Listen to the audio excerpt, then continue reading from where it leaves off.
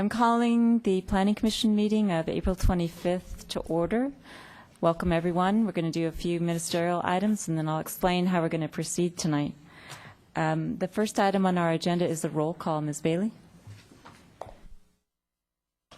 Commissioner Sayoc? Here. Commissioner Bourgeois? Here. Commissioner Smith? Here. Commissioner O'Donnell? Here. Commissioner Talsfor? Here. Vice Chair Erickson? Here. And Chair Jensen. Here. And would you all join me in the Pledge of Allegiance, please?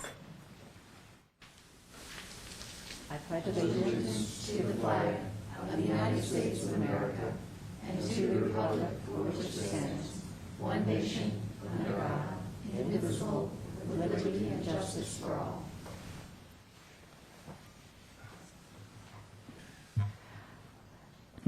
Proceeding with our ministerial items, the next thing is the approval of the minutes for April 11th. Do I have a motion? Commissioner Talsfor, you have a motion? No, I don't have a motion, but Do you have a I motion? was. Or you say? Is there a motion? I'll move approval of the minutes. Commissioner Bourgeois moves approval. Is there a second? Second. Commissioner Erickson, you're raising your hand. Yes. Commissioner Erickson seconds. Now, Commissioner Talsfor.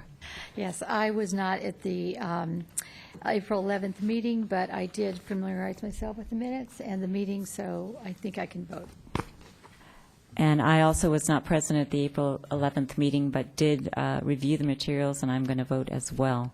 So all in favor of approving the minutes of April 11th, say aye. Aye. Aye.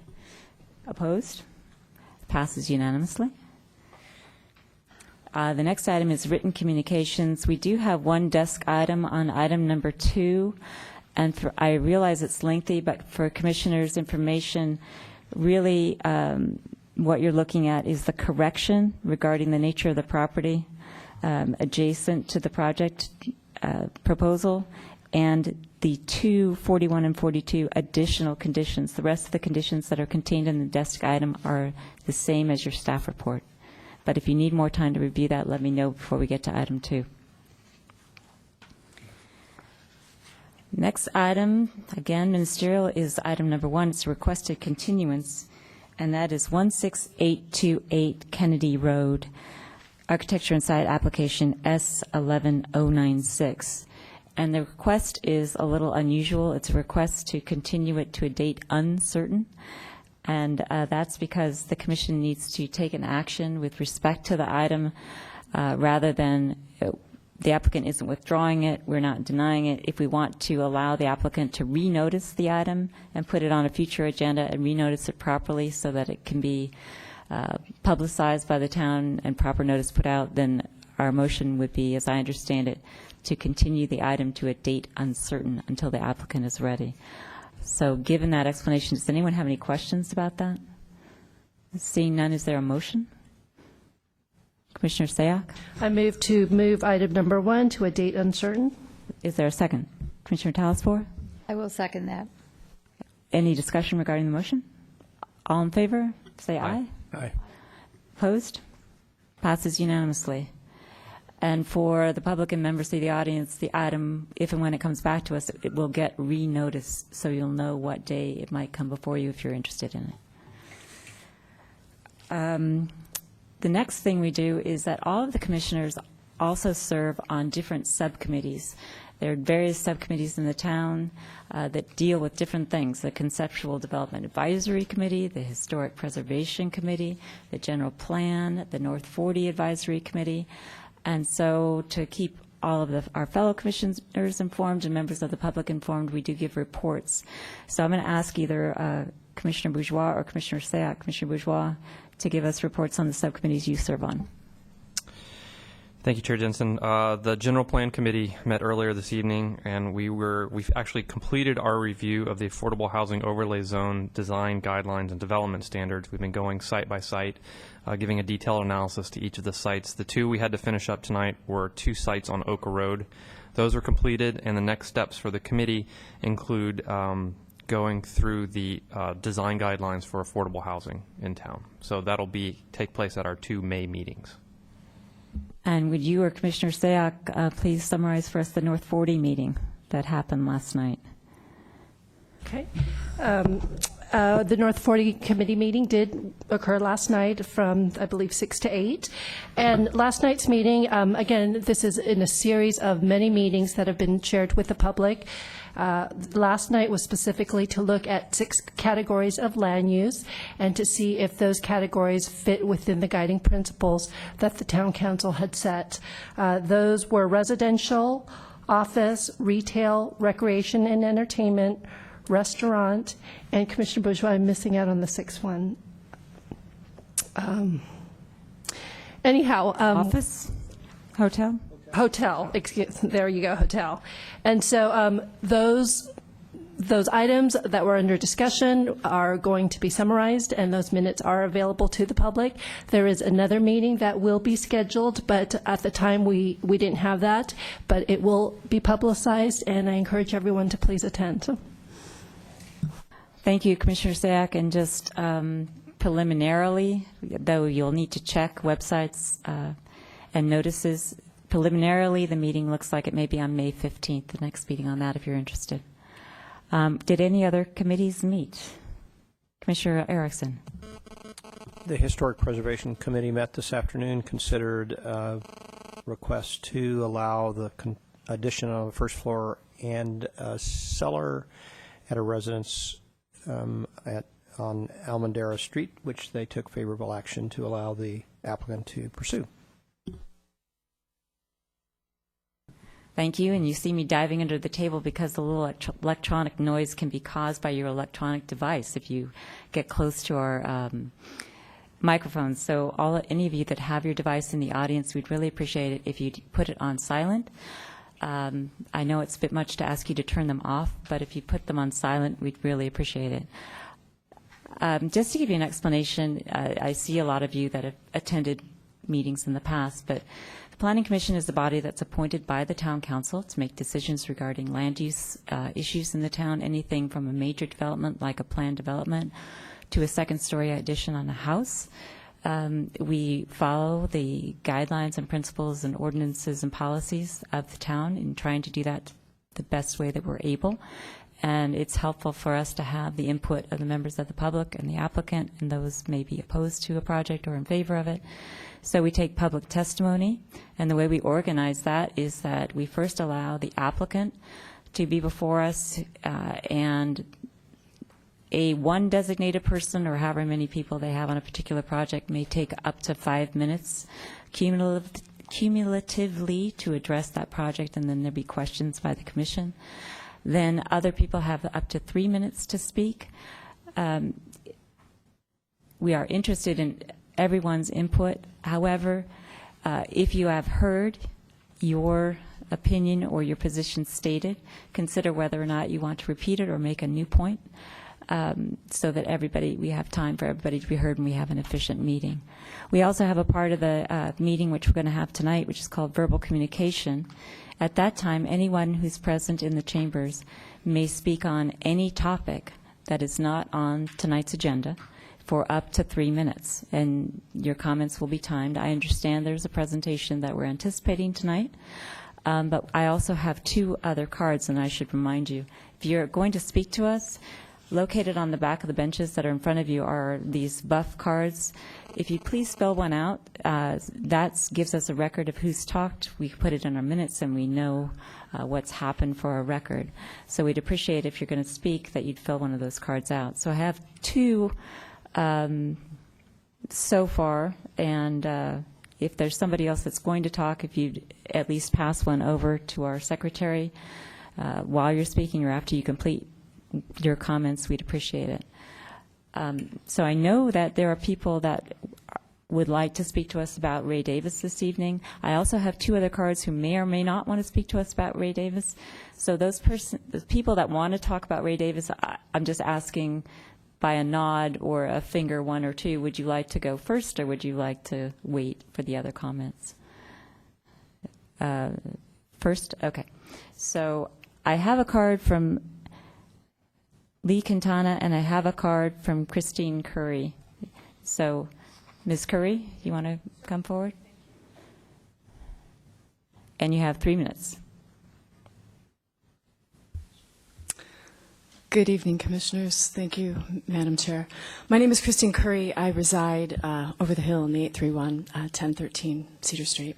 I'm here because our friend Ray Davis passed away, and we feel as though, as a tireless champion of the hillsides and such an amazing proponent of this amazing community that you live in, it only felt right and just to give him some time and just to remember him, because he was an incredible force of nature, as you all know.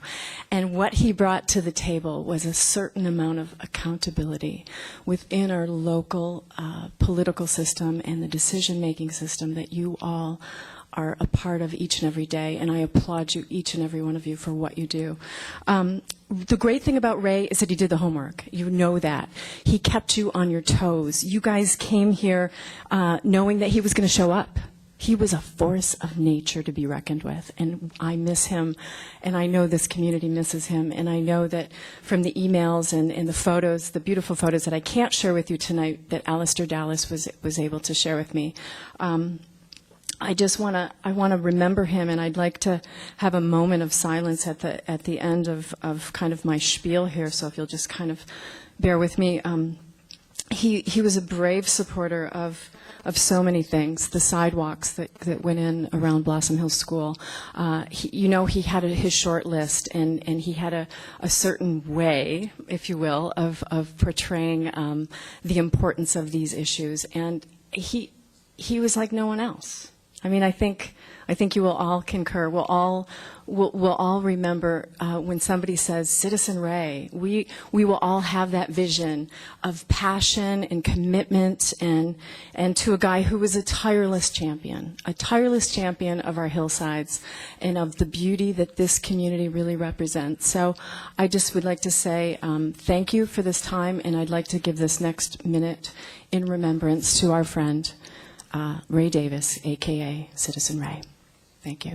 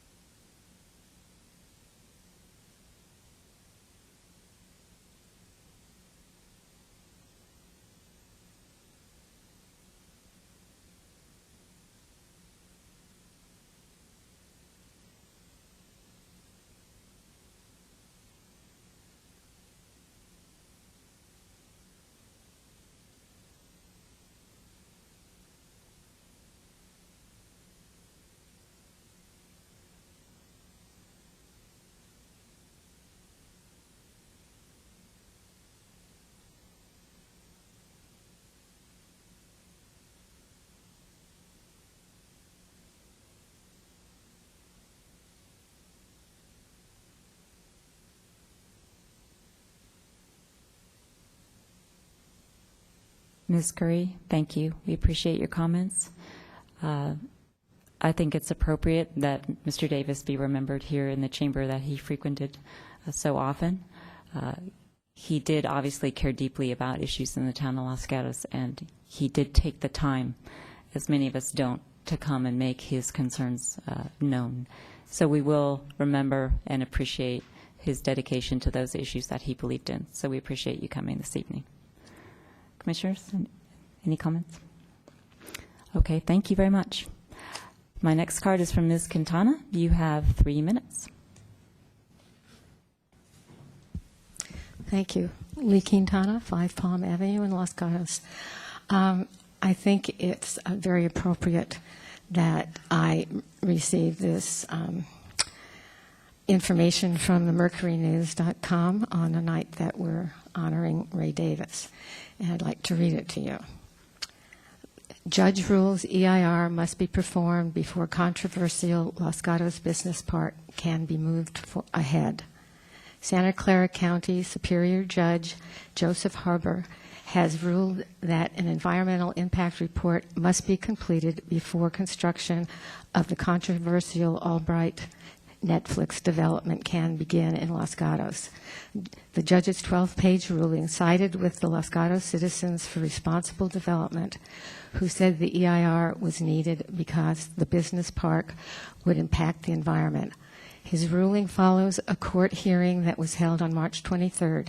The record here, quote, "The record here contains substantial evidence in support of a fair argument that the project may have a significant impact in a minimum of two areas, traffic and aesthetics." The project was brought to the town under the proposition that it would provide Netflix with a new and expanded headquarters. The current business park, which is across the street from the Courtside Club on Winchester Boulevard, would be raised. Buildings as much as 85 feet tall would replace them. The deal also gave developer John Shank and his partners 20 years to build out the project. The judge said, quote, "There is also a fundamental problem with the assertion that the project, which more closely resembles an array of options than a precisely defined project, will have no traffic impacts. When respondents cannot even specify to members of the public or the court what will be built on the site, as that is left to the developer to determine in the years ahead." The judge also took the town to task for not requiring that Shank put up balloons, story poles, or some kind of physical reference that would give residents an idea of what the 85-foot tall building would look like. The judge ordered that the project approval be withdrawn and said he will continue to oversee developments. Thank you, Ms. Quintana. Before I move to item 2, I have a question for Ms. Bailey, which I'll state on the record. I appreciate the photograph of Mr. Davis that we're looking at. However, I can't see the lights for the speaker the way it's placed. So I wonder if there's a place it can be put where we can see the timing lights. That would be the best possible solution. We'll put it on his customary seat. That would be fine. Thank you. Is there anyone else that would like to address the commission now regarding an issue that is not on tonight's agenda? And we're going to be discussing a proposed office project on Winchester Boulevard, and we're going to be discussing the town's capital improvement plans. So if you'd like to talk to us about something other than that, now's the time. Okay, seeing no one, I'm going to move on to item number 2 on our agenda. And commissioners, you did get the desk item on that. And does anyone need any more time to review it? I don't see anyone.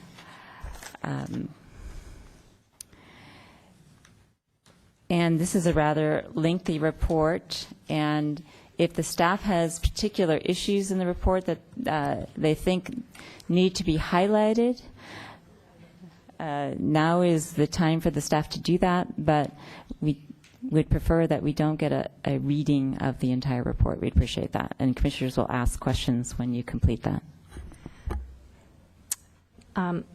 Okay, I would like to start with a letter from Lee Quintana regarding this project that was delivered too late to present a desk item on. She's brought copies for you. And I will not go through the staff report, but I would like to add that a handicapped access ramp was added to the front of the building subsequent to the preparation of the staff report. And what that affected was primarily the landscape plan. So there is actually one less crepe myrtle tree in the landscape plan. And I did want to correct that several of the trees on site do not meet the threshold for ordinance protection. So in fact, there are only 20 ordinance protected trees that will be removed. 3 will remain, and 5 are too small to qualify for protection. So I just want to clarify that. Anyone have questions for Ms. Bradley regarding item number 2 or the staff report? Commissioner Erickson. Thank you for a great report, Ms. Bradley. Can I get you to clarify the setback requirements for the property, particularly on the Knowles-Winchester corner, and to clarify whether the proposed building is inside or outside of those setbacks, and or whether the story poles are placed improperly and are encroaching on the setback? The required setback is 15 feet to the property line, and I did visit the site and did see the story poles, but I was not able to measure to verify that they were installed correctly. We may want to defer to the applicant for verification on how they did their survey. Commissioner Erickson? So the building as proposed is at all points further than 15 feet from the property line. I'm sorry, can you repeat that?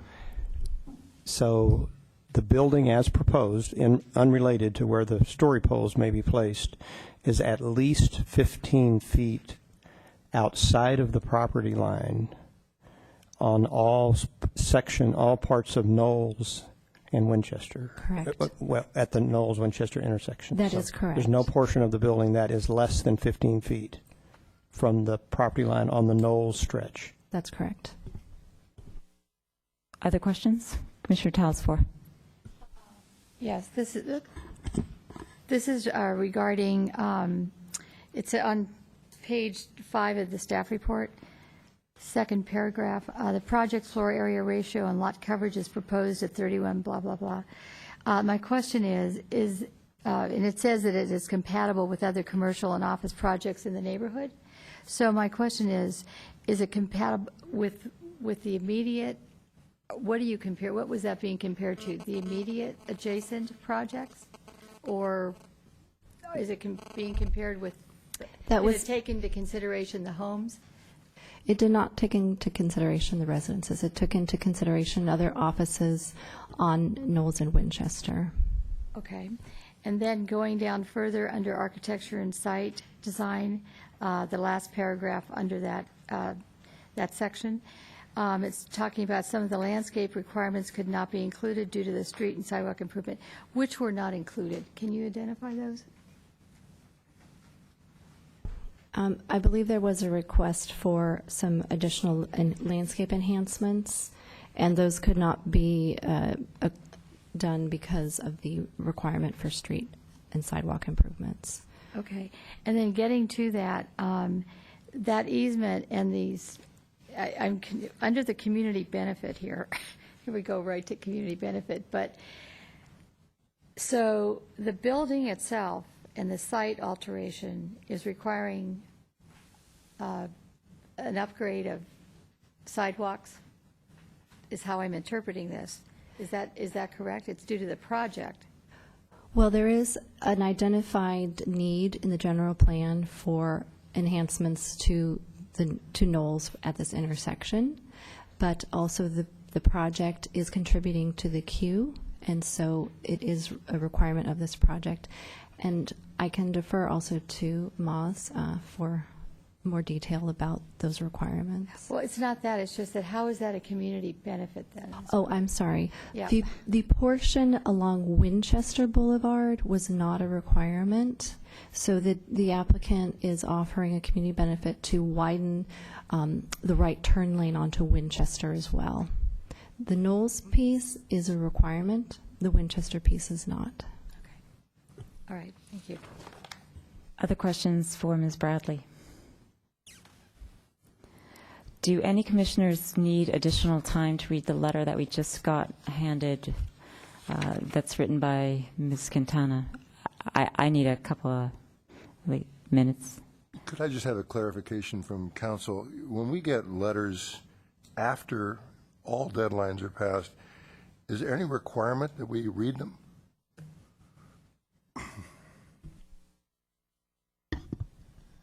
Just like if a speaker comes forward tonight, this commission is, we're required to take in all communication, whether it's written or oral, tonight, no matter when it comes before the public hearing portion of the evening is closed. What weight and that you give to it is at the commission's discretion, but we always provide that information until close of public portion of the hearing. Does anyone but me want to read this? Tell me, show me. Okay. Should, so I'd like Okay. some time to read it. So let's take a couple minutes just fairly quickly to read this over. And give me a high sign, if you would, when you're ready to go.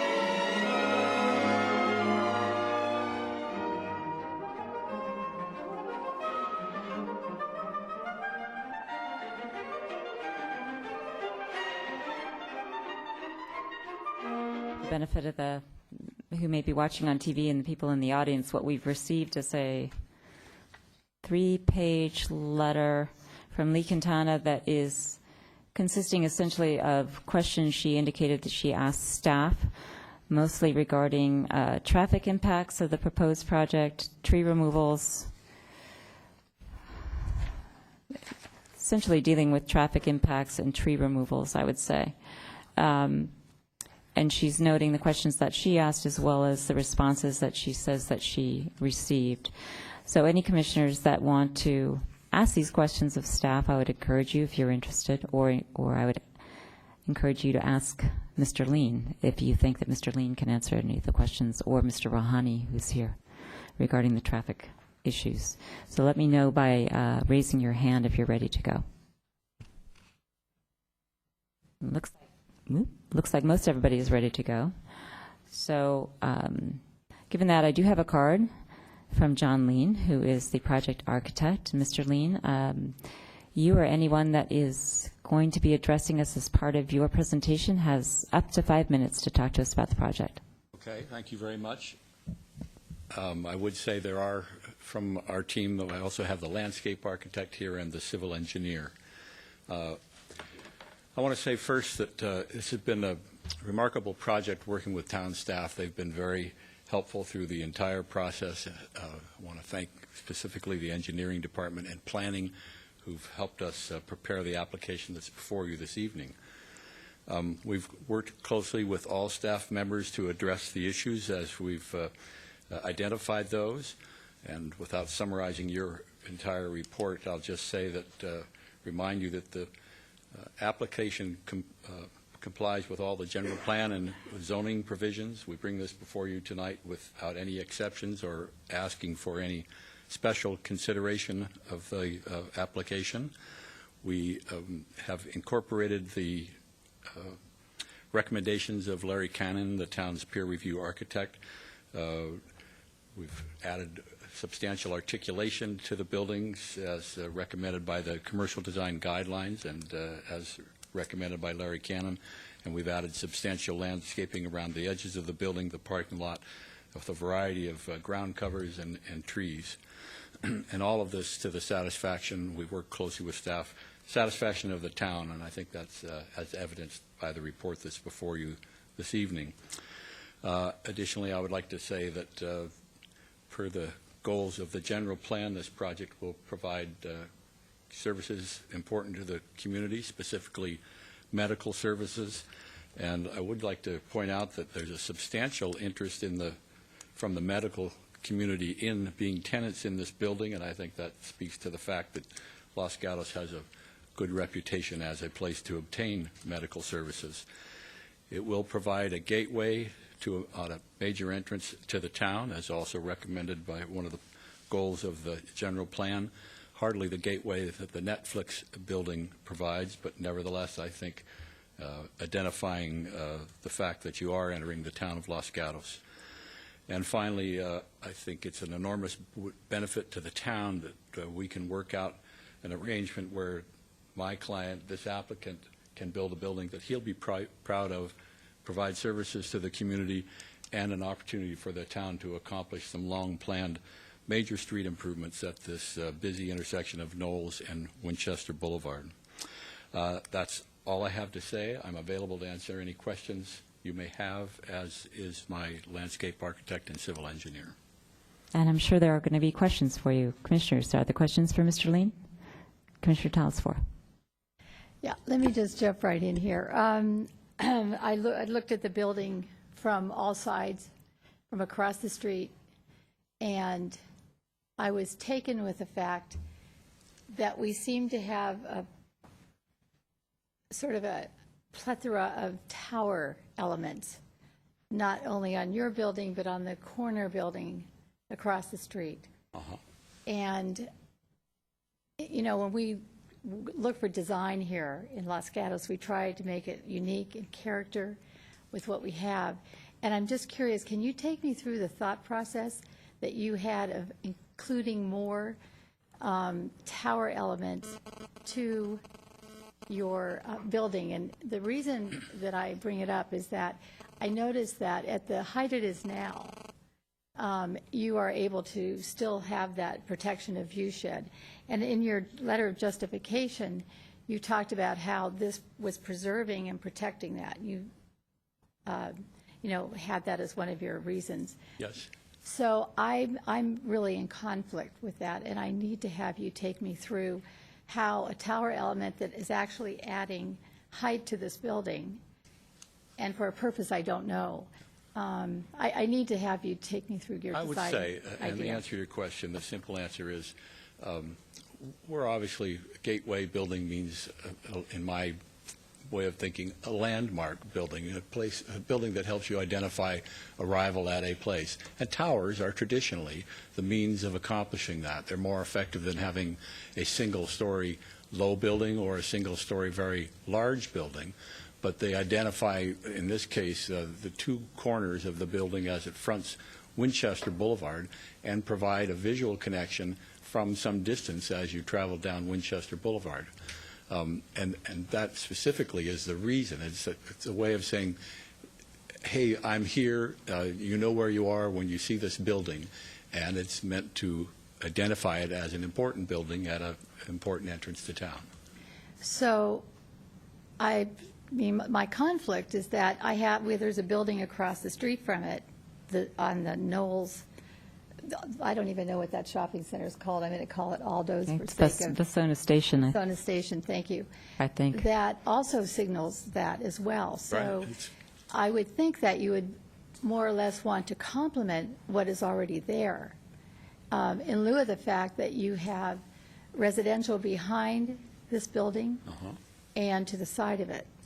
So I'm just a little, I mean, 3 towers, and you know, we go for human scale, and I'm thinking, or maybe the next question I have for you is, I couldn't tell from the elevations if you were building the building on a berm, or is the grade, where's the grade of this building? Because right now, the building that's there is elevated. Right. So where is your building? Where does it start? Is it on We're grade? actually going to lower the building pad that the existing building sits on. I think it's by 6 or 8 inches, to bring it at a level more in between Capri Drive in the back and Winchester Boulevard. But there is about a 5-foot slope from Capri downhill towards Winchester. And obviously, we want our building to be on a single flat pad. So we graded down to the building from Capri, make the pad for the building, and we end up about 3 feet above Winchester Boulevard, above the sidewalk at Winchester Boulevard. So we're not building a berm, we're not building it up, we're actually lowering the existing site, and then the pad of the building stays level as it approaches Winchester Boulevard. But it's 3 feet higher than Winchester? Right. Okay, so you are building it up above the sidewalk, is my point. Yeah, it won't look very different from what's there now, but it's not a building. Of Well, course, it will on because Winchester. of the height of it, so. Yeah. Okay, Yeah. that's all for now. Thank you. Okay. Just an attempt to organize a little bit.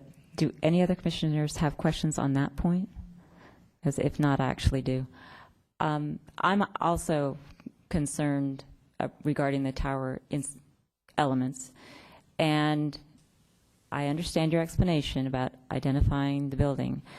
And please correct me if I'm wrong, but I think your building is at the corner of Highway 9 and University, the medical building on the, I'm terrible with direction, on the north Well, there's a dentist in west. there. Yes, that's your building, correct? Office and Yes. residential building, yeah. So that building has no tower element.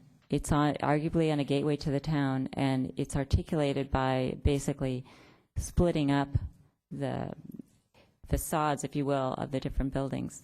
So I'm just wondering architecturally, and I'm not an architect, so I don't pretend to know, but people seem to default to the tower element, and it doesn't, I don't think there's anything in that tower. It's just a tower.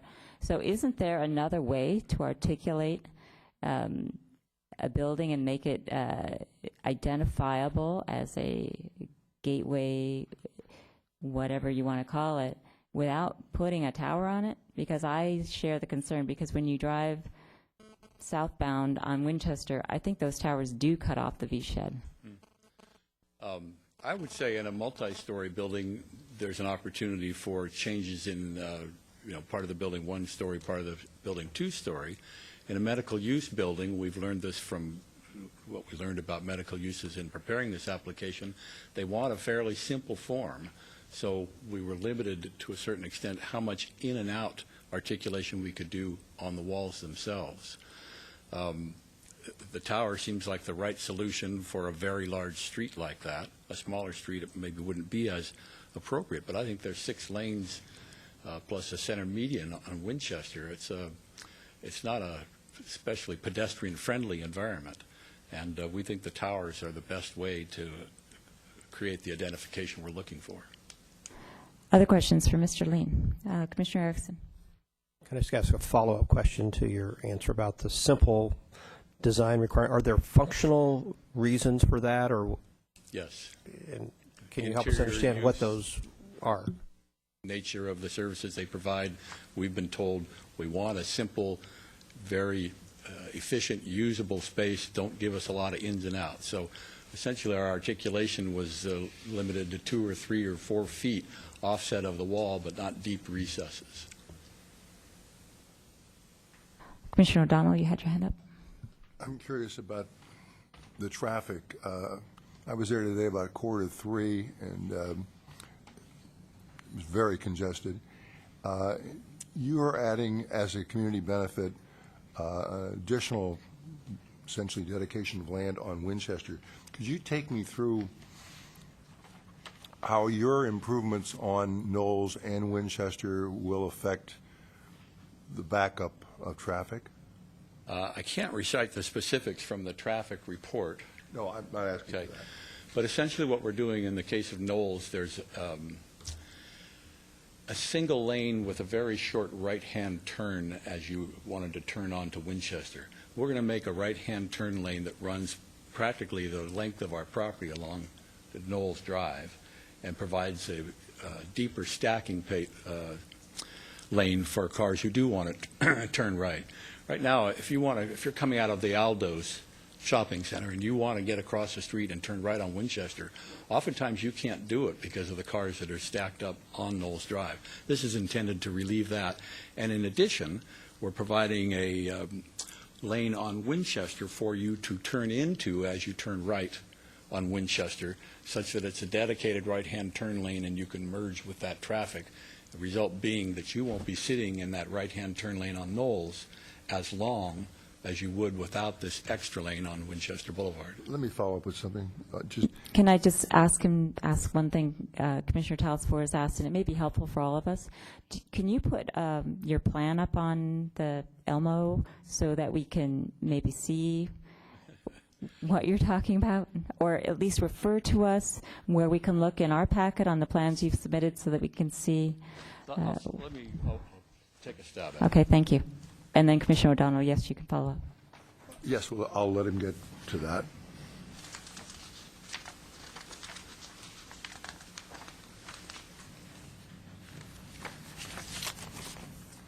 I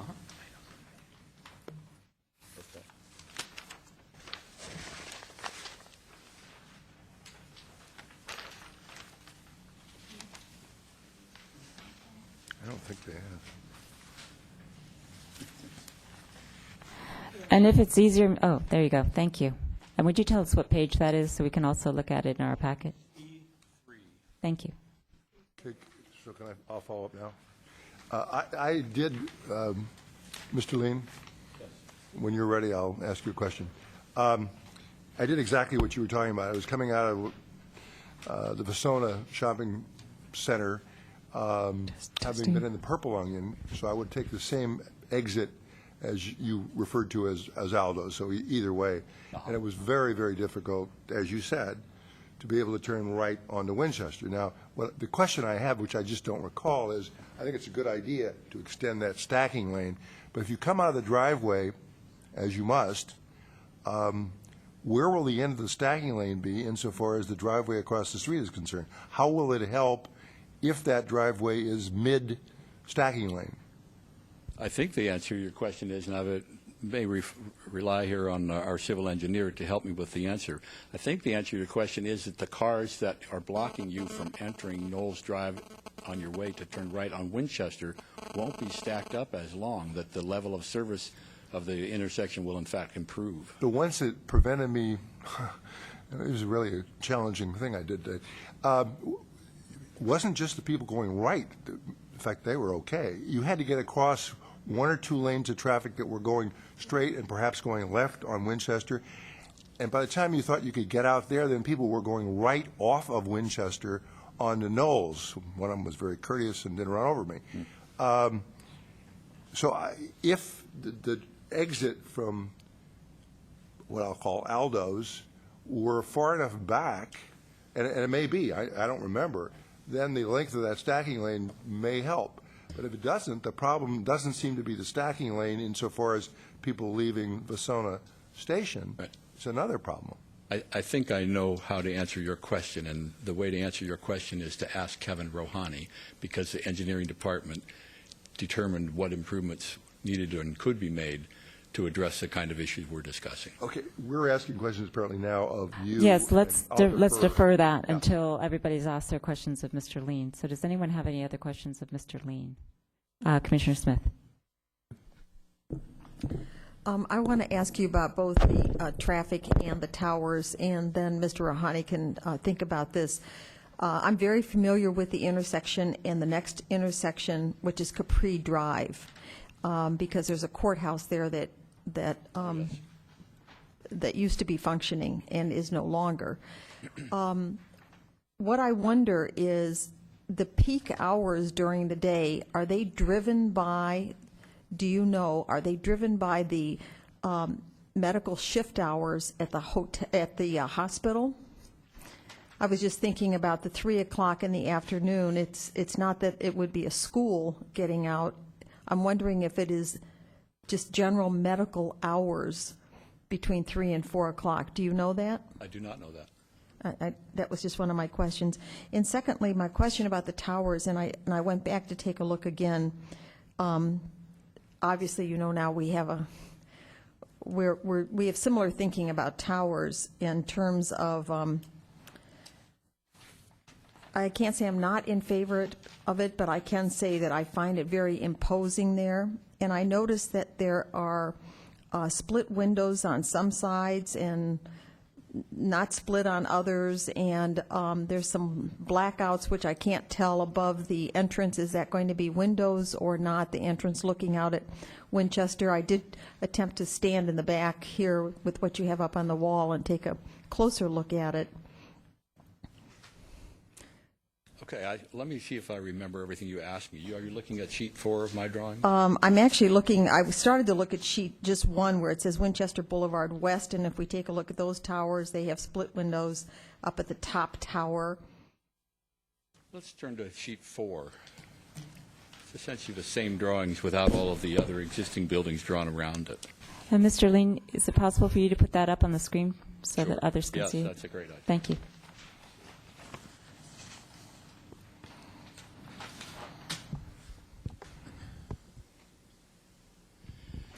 The top elevation is the west elevation. This elevation faces Capri Drive. And the center, the middle of the 3 towers has the dark squares above the awning. Those are not windows. Those are just openings in a wall daylighting the recessed entrance that occurs behind that wall. So those aren't windows. Those are just openings without any glass in them. And then if you look, I think you're talking in the elevation directly below, tower on the right has high windows in that. Correct. Those are actual windows. We're not going to make them blacked out or put fluorescent lights behind them or anything like that. And then the next elevation below that, the tower on the far left is at the corner and probably the most important tower of all the towers. This is the corner of Winchester at the main driveway onto the property. And those are, again, high, unblacked out windows above the lower windows. Is that everything you asked me? Yes. So what you're saying on the top one, on the Knowles Drive side, it's just going to be openings in the masonry? Yeah. Essentially, we have an atrium there open to air, open to the outdoors. It's not an interior space, but it's a rain-covered area as you step into that space to open the door to go in the building. And it's a high open space with those 3 openings in the upper portion of that space. So all weather elements can go in that window, light, Yeah, rain, birds. birds. Yeah. Okay. And then the second part of it is we can talk to Mr. Rohani about the traffic at a different part of this hearing. Okay. Other questions for Mr. Lean? Commissioner Talasfor. Right. I'm going to move a little bit different, but with another roof element, and that's the parapet. That's between the, let's see, we go back to 4, I guess. Yes. It's the parapet that is screening, evidently, the mechanicals on top of the... Yes. Okay. So what I wanted to know is, what is the purpose of making it that tall for that length of time? I mean, for that length? Turn to the page, I think it's page 3, just before that. Turn to where? The sheet 3, just before sheet 4. On the left-hand side of the sheet here it is, the roof plan. Okay. You see this rectangle in the middle of the roof? That's the screen around the equipment. In other words, it's not near the edges of the building footprint. Okay. It's very much in the middle of the roof. Typically, 4 feet tall will cover any piece of equipment up there, and I believe we have a 4 foot tall, yes, it says right there, 4 foot tall equipment screen. Okay. So then what is the purpose of the additional, I guess, half wall, part wall between the towers? I mean, is there a functional purpose for that? That was actually a recommendation of Larry Cannon, to bring the wall up to a certain height, stop it, and push back, and then another section up. It was a means of adding articulation to the So building. does that part, okay, then maybe that's the answer I'm looking for. What you're telling me is that's not a straight wall that goes between the tower elements on Winchester, but it actually steps back? That's right. Okay, how far does that step back? I think it's 5 feet. Okay, and I would imagine he suggested that. Do you know why he suggested that? Well, once again, it's to give some relief instead of just a continuous wall plane up to the height. Right. We go up so far, go back, and then go up again. Thank you. I couldn't tell from this elevation. Other questions for Mr. Lean? Okay, I actually have a question, and Mr. Lean, if you could keep up the page you have. This one? That goes to my question. In our staff report, one of the things that we're told is that if the Planning Commission were to approve this building as proposed as a medical office building, you have enough parking. If someday the doctors don't want to be there anymore, we would not have enough parking to make it into a different kind of use for an office unless we had 2 more spaces. So I'm wondering, why can't we get 2 more spaces Oh, boy, we'd on love your to lot? have 2 more spaces, and we just can't find a spot to put them. What if you make your building smaller? What's that? What if you make your building smaller? That's pretty much what it would take to do it, but I'm not even sure that would work. If you look at this, you see we've got a continuous driving lane that the parking cars back into. I could make the building smaller, but I couldn't change the function of the parking lot such that I could add any spaces. In other words, I've located the drive aisle on the parking lot on the edges of the property as a means not only to separate it from the residential area behind, but to get that little driveway length as long as I can make it. Because the longer I can make it, the more spaces I can create backing onto that.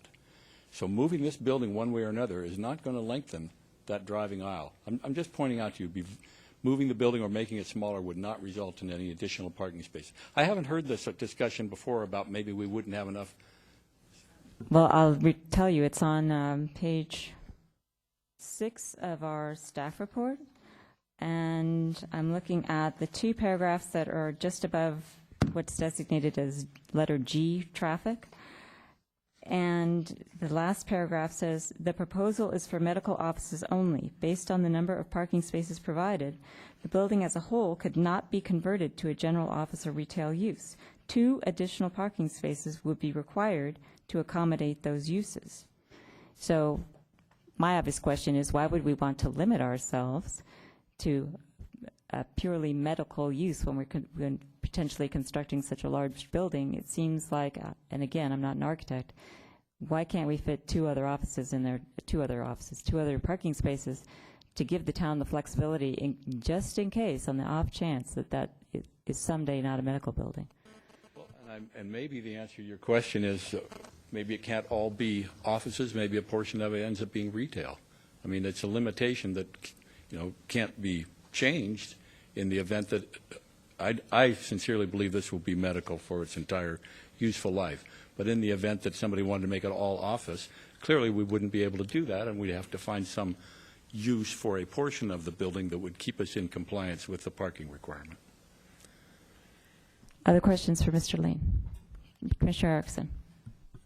So you've chosen to preserve the 3 entrances to the property as opposed to reducing it to 2. Is there some particular reason that because if one were to reduce one of those entrances, one could also increase the parking? That's a very good question, and I don't remember the history. If staff said, it functions better with the 3rd driveway, but certainly if we eliminated the driveway on Capri Drive, we'd have 2 more parking spots. I'd be happy to do that unless somebody tells me it can't be done. Okay, well, we'll defer that one for staff as well, but right now, anybody have any more questions for Mr. Lean, his landscape architect, or his civil engineer? Commissioner Smith.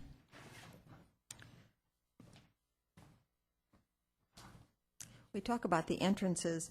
I just want to make sure that we're talking about an entrance on Winchester itself, correct? Yes. And is that planned to be both ingress and egress? Yes.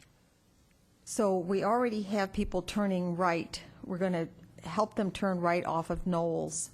And then how are they're going to be exiting that very lane that we're going to be pushing the traffic or helping the traffic move from Knowles to Winchester, but the people leaving the building, what I'm wondering is, do you have to have an entrance on the Winchester side?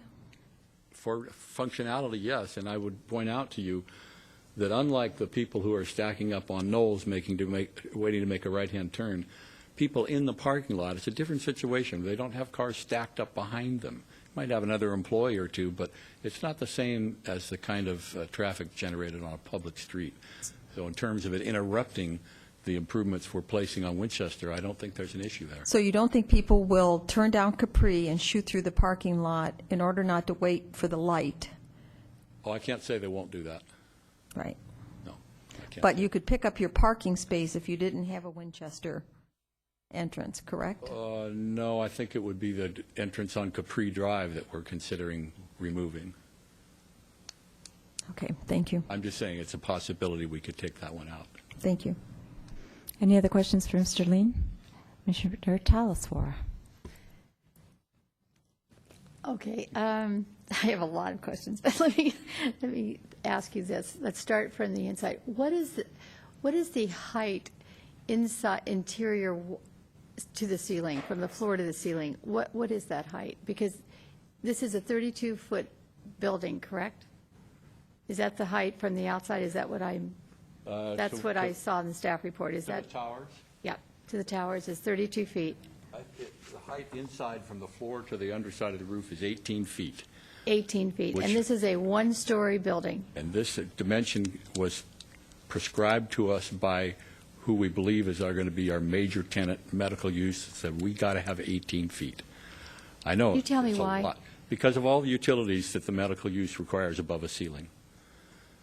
It's major. It's piping, it's ducting, and all things that I hadn't been aware of until I did this project, but they need 18 feet. I see. Okay, well, I didn't know that, so that's good to know. And I guess the other thing that bothers me is this whole landscape. If on Exhibit 5, Larry Cannon, or 7, Larry Cannon's letter, and I'm sorry, I don't know what page it is. Oh, page 3.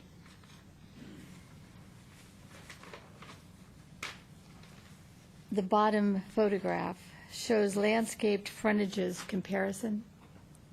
So if we go across the street to the Vasona Station, I see a lot of green. And then when I look at this new proposal, I see it's not similar at all.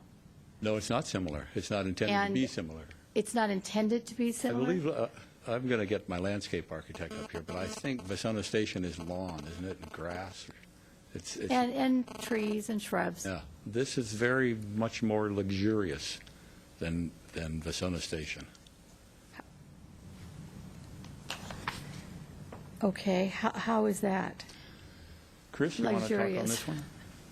This is Chris Kankel of Kikuchi Associates, our landscape architect.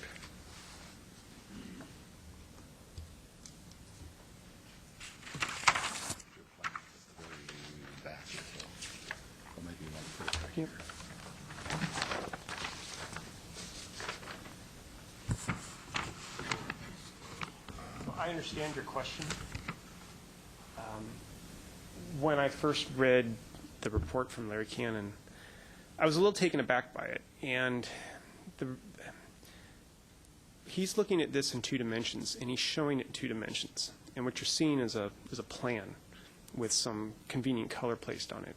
But in reality, what's in front of Aldo's is lawn and a few trees. So when you look at the building, you see the mass of that building.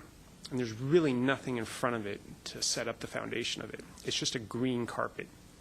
And lawn is great, but it doesn't do a lot. It just looks nice. It needs to be mowed. And what we've proposed in a smaller, more compact area is a lot more vertical elements to the planting.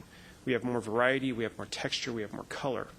And we're layering it in there so that when you look at the building, you're going to have a lot more impact by the planting than you would with a simple lawn or a simple, uniform, flat planting material. So that's what our approach is. We're getting a lot more out of the vertical element than we are out of the horizontal element, which you see in the plan. So that's the approach that we took. So And what's the size of the trees you have? we've got the, along Winchester, we've got the sycamores, which is the standard tree that's along there anyway. I'm sure you're all pretty familiar with how big they are. Mr. Kenkel, if you'd like to point us to things on the document, you can pick up the microphone and take it over there with you so you're not going back and forth. So these trees here are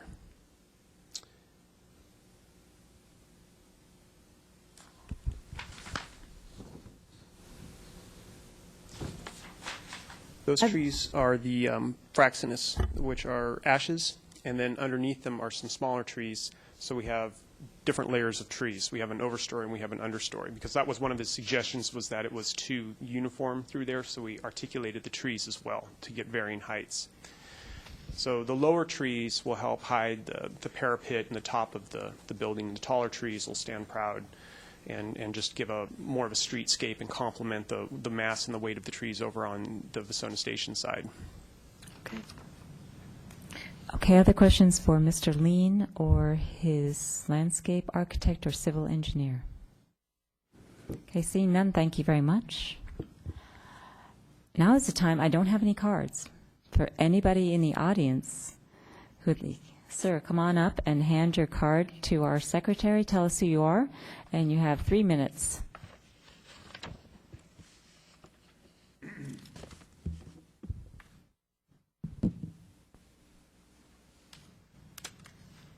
Good evening, ladies and gentlemen. My name is David Matsuo, and I am a resident in Los Gatos. I live at 17240 Clearview Drive.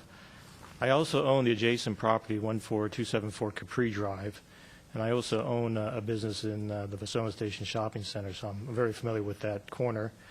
I have 2 questions regarding the plan for them.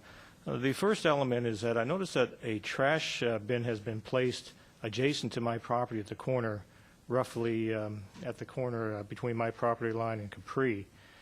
So my concern as the owner of that adjacent property is that it's going to depreciate the value of my property due to the fact that we're not only talking about trash, but we're talking about medical waste going there as well. I'm kind of curious what kind of organization is running that. You know, there's different types of medical waste, whether it's just common office type of materials, or if it's coming from a surgical center, or if it's coming from a radiological type of operation. So I'm very interested to find out if there are any alternative sites that might be able to be placed on that property. The other element is the drainage of water from the property. As it was brought up earlier, there is a significant grade to that property, and that the documents show that the drainage is towards my property line. And I see that there has been that has been addressed on the plans, but the question I have is, how robust is that system going to be? If it fails, and that can be due to perhaps not the design, but perhaps the upkeep. If someone throws trash and that's not cleared out on a timely basis, and we have a heavy rain, I'd hate to see my property get flooded with runoff water. Other than that, I think it's a beautiful project. I think that the medical community would appreciate having more options for them. And I applaud Atta and his attempts in trying to bring his project forward. Thank you. Thank you. So let's see if there's any questions. Any questions for Mr. Matsuo? Thank you. Is there anyone else who'd like to talk to us about this proposed project? Okay, seeing no one, I'm going to invite, if you'd care to, Mr. Lean and or his landscape architect to come back up. You have 3 minutes, and I would strongly encourage you to address Mr. Matsuo's questions. And I will address that and leave the rest up to you. Mr. Matsuo is a very reasonable man, and we have every intention of addressing his issues. And here's what comes to mind at this point in time. First of all, I don't believe medical waste is allowed to go in a public dumpster, that there are very specific requirements for dealing with medical waste, including incineration of medical waste. And if that's not already a requirement, perhaps you can add it as a condition that they shall be treated. Medical waste shall not go into the public dumpster. The other thing that comes to mind is I think we could rearrange this dumpster to push it away from the property line and add some vine screening or other landscape screening to visually dampen the effect of its presence there on the property line. Move it away and add landscaping. We'd be happy to do that.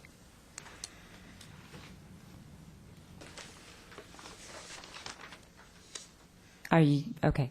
Any questions? If Mr. O'Donnell.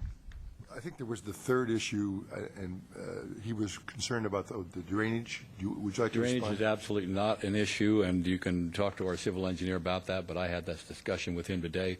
We have what's called a swale, a low drainage area, continuous along our property line as required by I think CEQA requires this.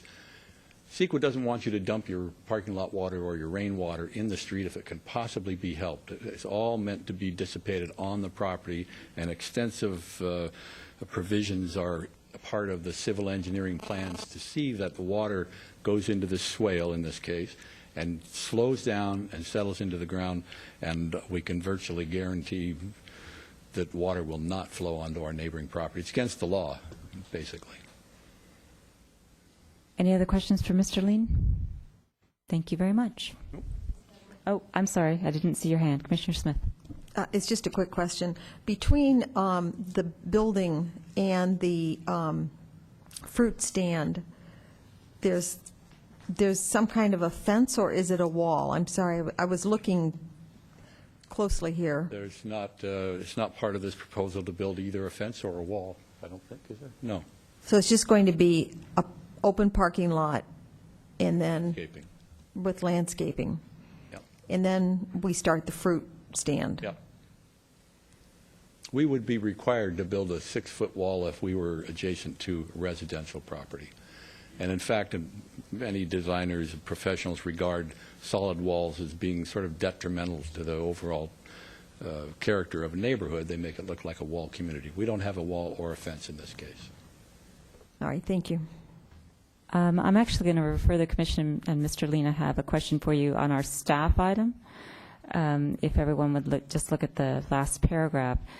The correction is that next to you is a single-family residence, not a retail fruit stand. So given that that is the case, at least that's what our staff report is saying, does that change the requirement? Because that's what we've got here. Right. A wall is not required because the property to the south is zoned commercial. Even though it does have a single-family home, the code does not require a wall.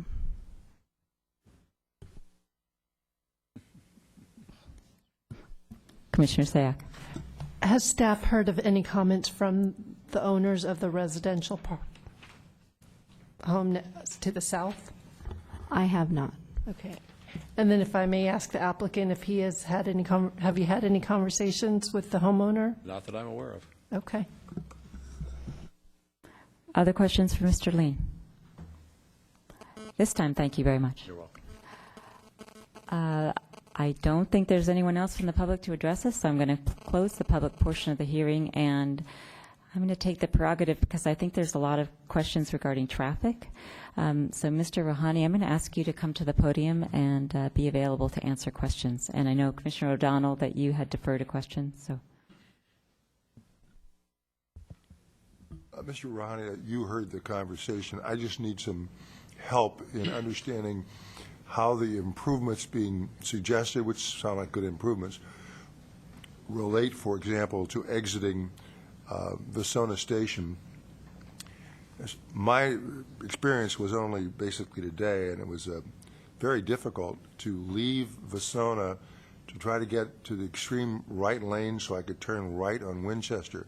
I had to cross at least one lane of traffic going towards the hospital, and then there were, I think, 1 or 2 lanes of traffic coming away from the hospital, and then there was the right turn lane. The extension of the right turn lane will help the queuing, but I have some trouble visualizing where the exit is from Vasona Station in relationship to the extended queuing line. Because if the extension goes beyond the exit, it's not going to help. And secondly, what I had a problem with was not the people turning right, but the people going in the straight direction in both ways. So how are we addressing that problem? Okay. Yes, Commissioner O'Donnell. As you had mentioned, you've been out there today and saw the site.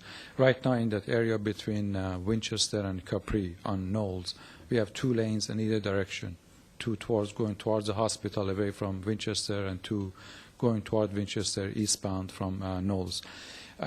Basically, the major problem that we have encountered over the past many months and years is on the eastbound lanes, coming away from Knowles, away from the hospital, going toward Winchester, either northbound or southbound. Right now, we only have one lane that is a shared left and through lane going eastbound, and the right lane, which is adjacent to this property and goes southbound on Winchester. Now, what's proposed as a part of the project with the easements that they have agreed to provide the town is additional to make that one additional lane on Knowles, and that's the lane right adjacent to the property where we're moving the lane forward. So basically, in the segment on Knowles from Winchester to Capri, we're going to have 5 lanes. The lanes on the, let's say, Aldo's side will remain the same, the 2 lanes going toward the hospital. Right, Maz will help us on that. And then, sure. I think I understand. What I don't understand is whether making a exit movement from the Sona station and trying to take a right turn after you get on Knowles on Winchester is at all benefited by this, and if it's not, whether one ought to be permitted to make a left turn coming out of the Sona station. I don't see how what is being proposed will help the problem at all exiting the Sona station. And that's a really, it was a very dangerous thing. If I ever do it again, I'm not going to go left there. But there's no sign preventing a left turn lane there. Correct. And we've been told that making the stacking lane longer will help, and I don't doubt that, but it's not going to address this one problem. So I guess I'm saying, what's your perception of that problem, and what remedy, if at all, do we have for that? Okay. Currently, as you mentioned, most people who are in the Vasona Station shopping center, whether at the Chinese restaurant or Aldo's or in that general proximity, if they go in from Knowles, most they come out on the first driveway towards Winchester on the other side of Aldo's, and they come make a right turn onto Winchester. You're correct. It's difficult to come out of the Vasona station and want to come into Winchester. You have to cross several lanes of traffic, and certain times of the day that becomes problematic because of the stacking. What this project will do will help facilitate the flow of the traffic, because right now we only have 2 lanes. With the additional 1 lane, and also with both our signals, the one at Winchester Knowles and at Knowles Capri, they're going to be synchronized. So that would facilitate the flow of traffic to move it quicker. Now, again, coming back to answer your question, whether that would, this project would help folks from the Vasona station wanted to make a left turn coming out Winchester, that's hard to say. Probably not. That may be a wash after you evaluate it. Certain time of the day, certainly with the traffic going and coming, there will be a longer lead time to have to wait at the driveway at the Vasona station wanted to come out and make a left turn. So, and right now, there is no sign at the entrance of the driveway that, no, you cannot make a left turn. And I've seen people from different times of the day. Sometimes you can easily make the movement. Sometimes you have to wait for the traffic to clear out. That's why on Vasona station they have like 3 different driveways coming out on Winchester. Most people use those to come out on Winchester.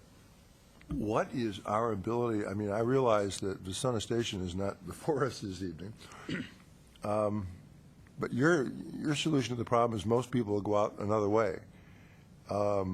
There's no requirement that most people go out another way, and I'm not most people, but I didn't go out another way. So I'm wondering whether you've looked at that situation. Certainly more traffic will be generated by making this building bigger. So we will be aggravating, it seems to me, a very bad exiting situation. And I don't know whether we have any, we being the town, have any right to put a no left turn sign at Vasona station exiting there.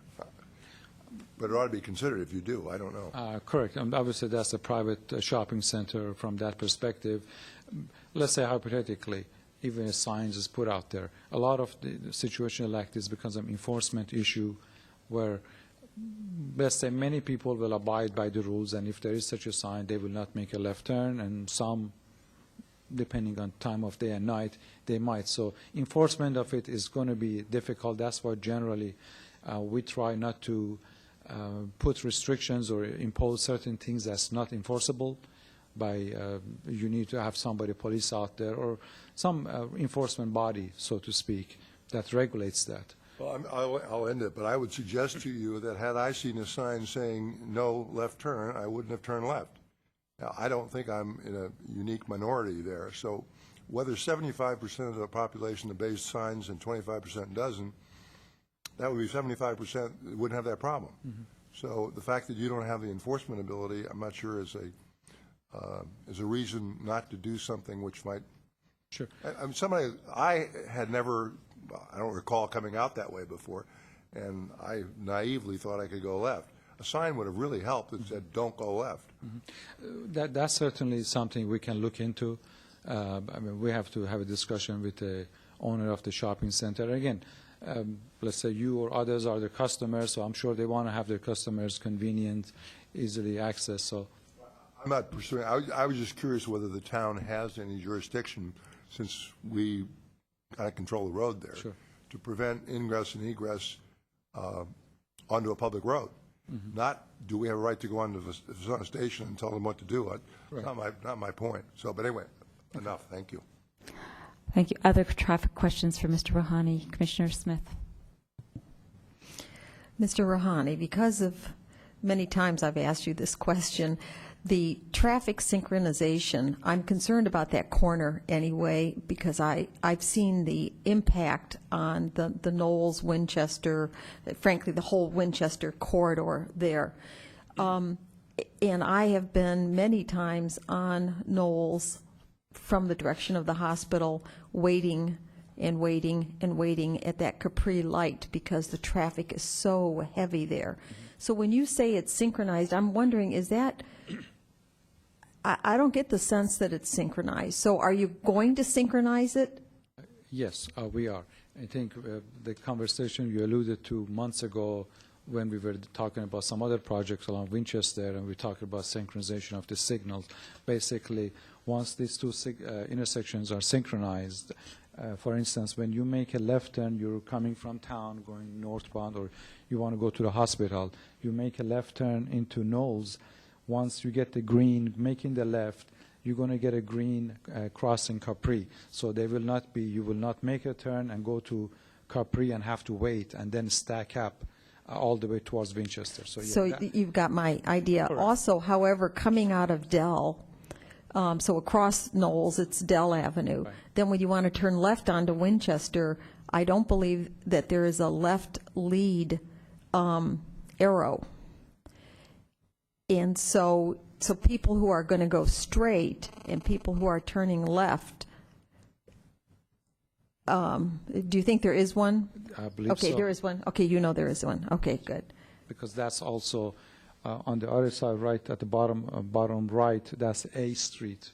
And this is kind of a unique intersection. We got railroad crossing, we got the side street A, and this is all signalized. Yeah, but yeah, that there is a left turn movement. All right, and then just my last question is the boundary for Los Gatos. There's something about Vasona Station, and I just want to say, when you're talking about people egress in different ways, they also go to the side street where the Chevron station is and Vasona Station, but there is no traffic light there. So crossing left to go down toward 17, let's say, on Winchester is also, you know, we're asking people to go across 6 lanes, basically. Correct. Without a traffic light. Without a correct. And what's happening on Winchester, just past as you move kind of again from the upper right going further north, we have a median island that provides the left turns going into Dell. After that, we have the median is basically striped, so it's sometimes call it a refuge or the left-hand pocket that people from the Vasona station who want to go make a left going north on Winchester towards San Tomas and 17, they pull into that median, and once the traffic clears on the rest of northbound Winchester, they make that. That we have not encountered a major problem or problem of source that's been a concern.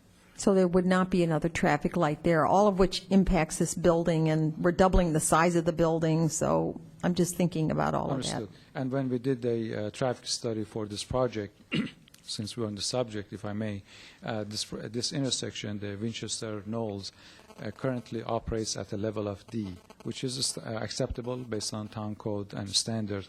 What with the improvements that we're doing, it will help. It will reduce the level of service by almost 25%. Makes it almost a C, still in the D range, but it's kind of a right between a C and a D. So it would, again, having that third lane will definitely facilitate the flow of traffic at this intersection. Also, I think a point, if I may mention, right at the corner of the building, when you make a right turn from Knowles into Winchester, we got those two arrows you see kind of pointing toward Winchester. This is that lane that you see at some intersections that if you're in that lane and you don't see a traffic coming southbound on Winchester, it acts like a free right lane. So that really operates, even though it is a signal, but many times it will operate like a free right. So that would really help facilitate the flow of traffic. So even though in theory it's just one lane gets added to it, this intersection and the corridor, if I may, from Capri to Winchester is going to operate much better. The stacking and some of the queuing problem will go away. All right, thank you. Okay, Mr. Rohani, let me see if there's any other questions, and we appreciate you explaining things to us thoroughly, but if you can also be precise in answering the questions, that would be appreciated as well. Certainly. Other questions of Mr. Rohani, Commissioner Talsfor? Can you just review with us again, and I can't see all of it, but this is a great photograph, the driveways out from the property? Can you show us? It may what be those that are? Mr. Rohani is not familiar with Oh, the maybe. building design, so you're going to have to look at your plans, I think. Is that correct, Mr. Rohani? No, I'm Okay. familiar. Let me move this. You're referring to this driveway coming out of the site? Okay. Right. There is one driveway here, there is one driveway on Capri, and there is a driveway on Winchester. So the question I have, and I had a similar experience leaving that property today, and it was that I didn't want to turn right. I didn't want to be in the right-hand turn lane, right? I wanted to be in the other one because I wanted to go straight across. But for me, I had a hard time getting across that right lane. And it was only because of a blessed soul that stopped her car and let me go across 2 lanes of traffic, is my point. So my question is, how will extending that right lane help that situation? Just so that I can understand your question clearly, you were at a driveway on Knowles close to the Capri intersection, and you wanted to make a right turn out of that? Is that? I was in the parking lot. Okay, And I needed to get out onto Knowles, correct.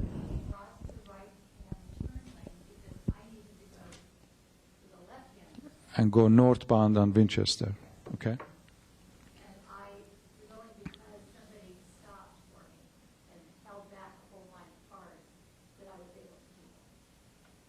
So I guess what I'm saying is I almost question the driveway there.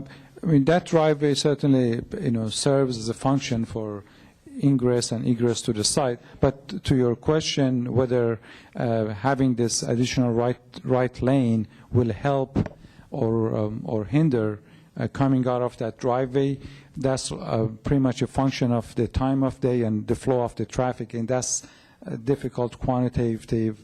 What's the direct impact of it? A lot of times, depending on when you are, and like you said, somebody stopped. And again, this is not uncommon through many intersections, many driveways around, whether it's in Los Gatos or other parts. This is just the nature. It's just the situation with the larger building and the and the intensity of the use will end up creating more traffic and situations. Other questions for Mr. Rohani? Mr. O'Donnell? Earlier on, there was a question of 3 exits versus 2 exits. and I think Mr. Lean deferred to you, if I recall correctly. Once, I don't think it's our business to tell these people that maybe in the future they're going to want 2 more parking spots. That's, as far as I'm concerned, up to them. But I think Commissioner Telesfor's point is well taken. If the exit directly onto Knowles simply puts people at risk, there may be a reason we don't want an exit going on to Knowles, in which case you might get 2 parking spaces. I don't know. But I guess, if you want to go left from that exit, it's really hazardous. If you want to go right, but you want to get in a lane that you can go straight across or you can go left, that's also hazardous.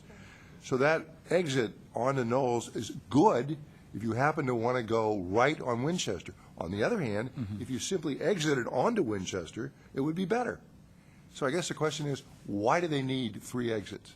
That's a question that certainly maybe the applicant can address as part of their site circulation, but no, I understand, but the functionality of the site, certainly making the left turn from that driveway on Knowles to make crossing the lanes, and let's say going on northbound Winchester, it can be problematic during certain time of day, no doubt about it. Ideally, that intersection, that driveway could be a right in, right out. So you could just come in from eastbound on Knowles, make a right out, go directly to on this lane, and go on Winchester, come back towards Highway 85. Then you wouldn't have to cross any of the lanes, the left lanes. That's somewhat, and we have that in certain locations, a right in, right out. That's something that certainly we would entertain in our discussion. We could recommend to the applicant. It would make better sense than a situation where they would have full left and rights. But that would be something that we could recommend as far as functionality on Knowles. Well, we have conditions tonight suggested. And I guess I'm wondering, since I have great respect for you and you're a good traffic engineer, what is your position? Is that something we ought to be conditioning or not? That certainly from our perspective, or my perspective, our staff, that would be a good recommendation to have that driveway a right in, right out. That would eliminate a lot of the theoretical conflicts that may be with the left turn movements coming out of the driveway and wanting to go northbound on Winchester and having to cross lanes of traffic, which could be in certainly AM and PM peak times. Any other questions for Mr. Rouhani? Thank you, sir. Any questions directed to staff generally before we ask for any motions? I don't see any, but I actually have one, which is at several points in our traffic report, and I think staff can answer this as opposed to Mr. Rouhani, which is why I'm directing it to you.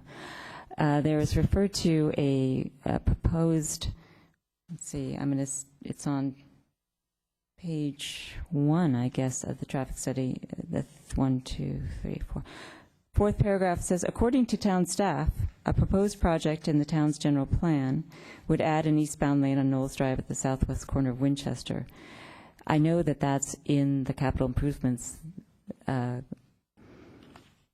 that we're looking at tonight, and I wonder, what is that? Is it tied to, what's the proposed plan? Is it tied to Albright?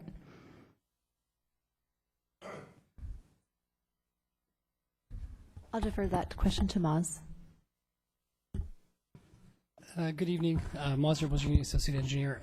That development is actually a CIP. That project is a capital improvement project. It's not directly correlated with any other project. It's strictly a level of service improvement. So that's an independent town project funded by community benefit or traffic funds? Correct. Okay, thank you. Any other questions of staff? Okay. I am going to look to my fellow commissioners for a motion, and then if there's any questions or discussion regarding the motion, we'll take that after the motion. Do I have a motion?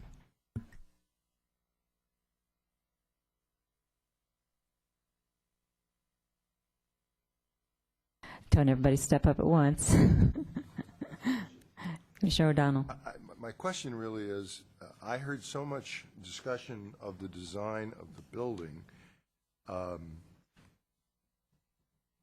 unless somebody wants to make a motion, I'm confused by that, because I understand, I think, the rest of it, but when people say I don't like towers and things like that, I have trouble coming to grips with that. So what I'm wondering is if you're inviting a motion while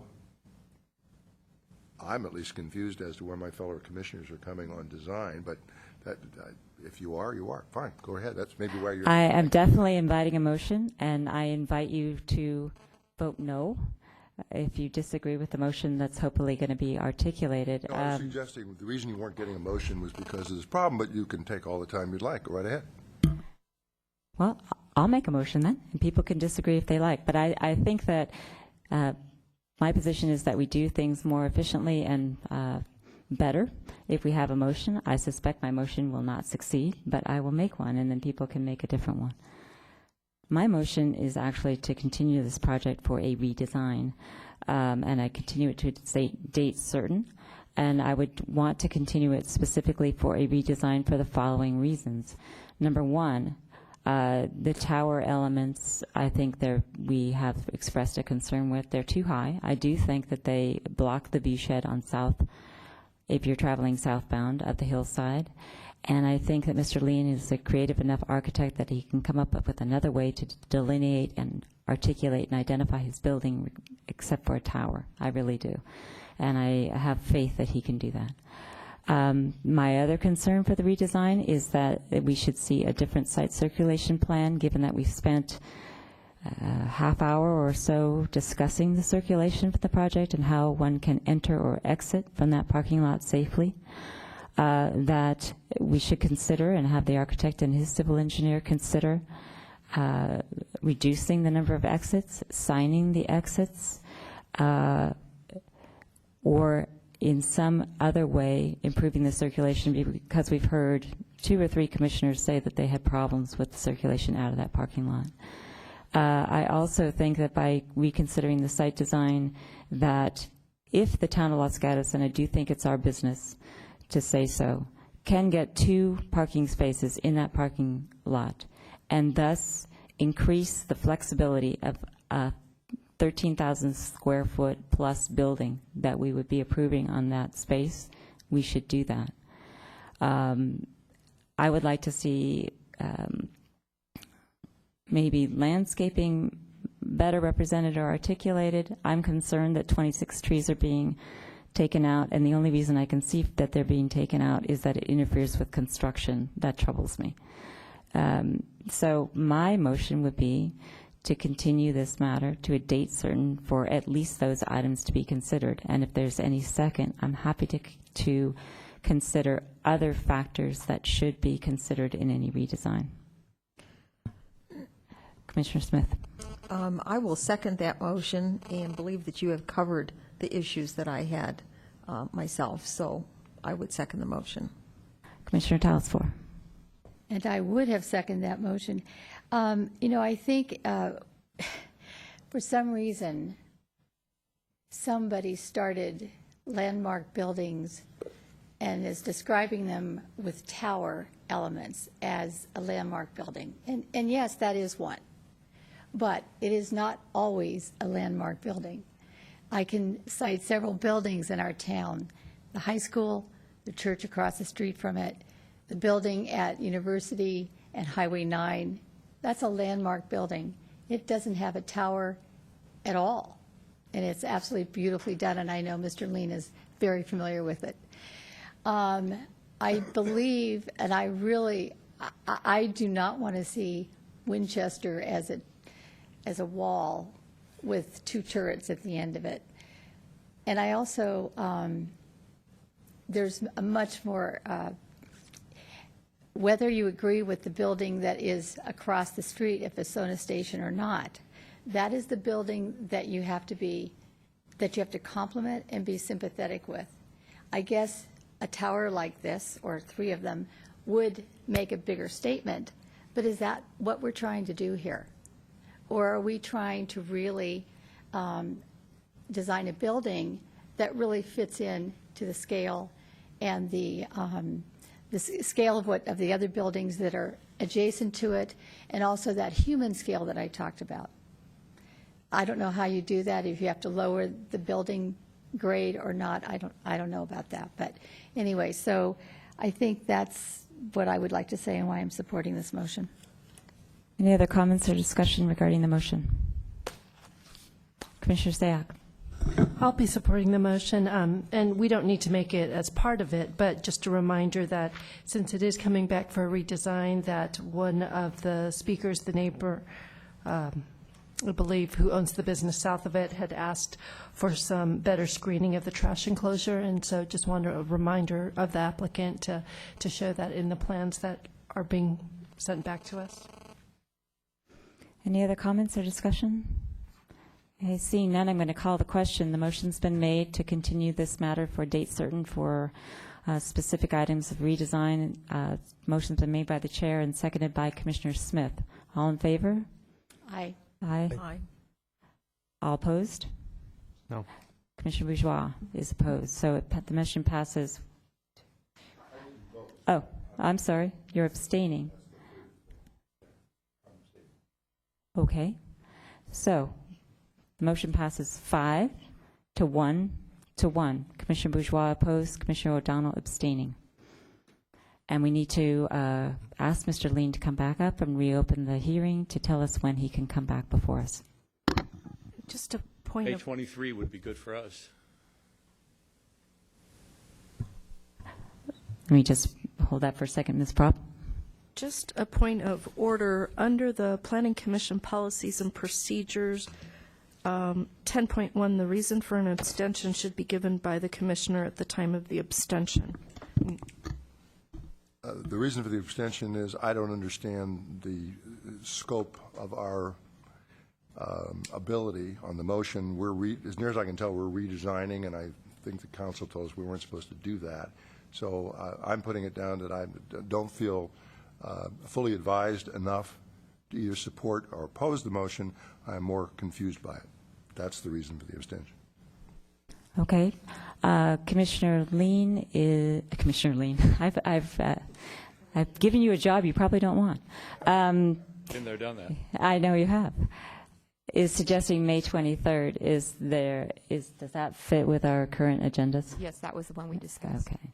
Is there any motion from a commission member to continue this matter to May 23rd? If not, I'll do it. I moved we continue this matter to our meeting of May 23rd. Is there a second? Second. Commissioner Smith seconds. All in favor? Aye. Opposed? Abstaining? Okay. Passes unanimously. So now we'll move to item number 3, which is the capital improvements plan. And what I would suggest, and I would invite staff to tell us anything different, is that if you have a specific question or concern about one of the items, that we could raise it. I don't know if staff wants to give us a report on it or not. It's certainly welcome to.